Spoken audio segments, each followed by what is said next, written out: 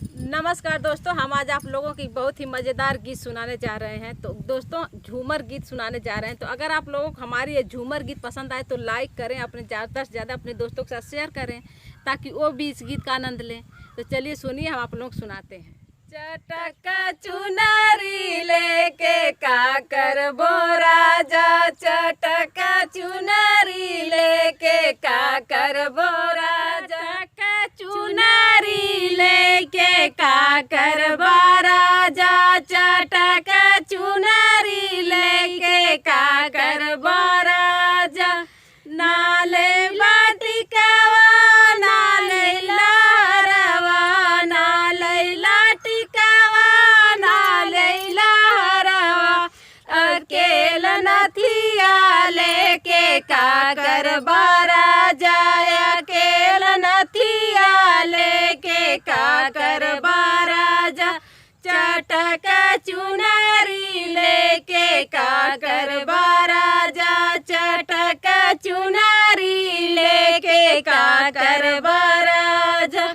ना लैला कंगना ना लैला चूड़िया, ना लैला कंगना ना लैला चूड़िया, अकेला अंगूठी लेके काकर बोरा जाए, अकेला अंगूठी लेके काकर बोरा जा, चटका चुनरी लेके काकर बोरा जा, चटका चुनरी लेके काकर बोरा जा। ना लैला लहंगा ना लैला चुनरी, ना लैला लहंगा ना लैला चुनरी, अकेला चोलिया लेके काकर बोरा जाए, अकेला चोलिया लेके काकर बोरा जा, चटका चुनरी लेके काकर बोरा जा, चटका चुनरी लेके काकर बोरा, चुनरी लेके काकर बोरा जा, चटका चुनरी लेके काकर बोरा जा।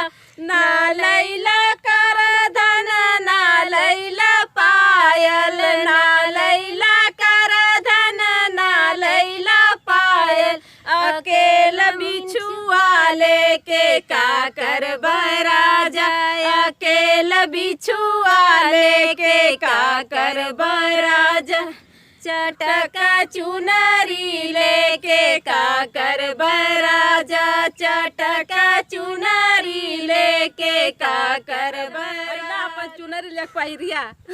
ना लैला काजल ना लैला लाली, ना लैला काजल ना लैला लाली, अकेला बिदिया लेके काकर बोरा जाए, अकेला बिदिया लेके काकर बोरा जा, चटका चुनरी लेके काकर बोरा जा, चटका चुनरी लेके काकर बोरा जा। का हो दोस्तों लोगन, इस चुनरी वाले गीत आप लोगन कैसे लगन कमेंट करके हमें ज़रूर बताइए। हमके आप लोगों के कमेंट का बहुत बेसब्री से इंतज़ार है। तो फिर मिलब अगली गीत में, तब चलत बाड़ी ना, तब बाय बाय।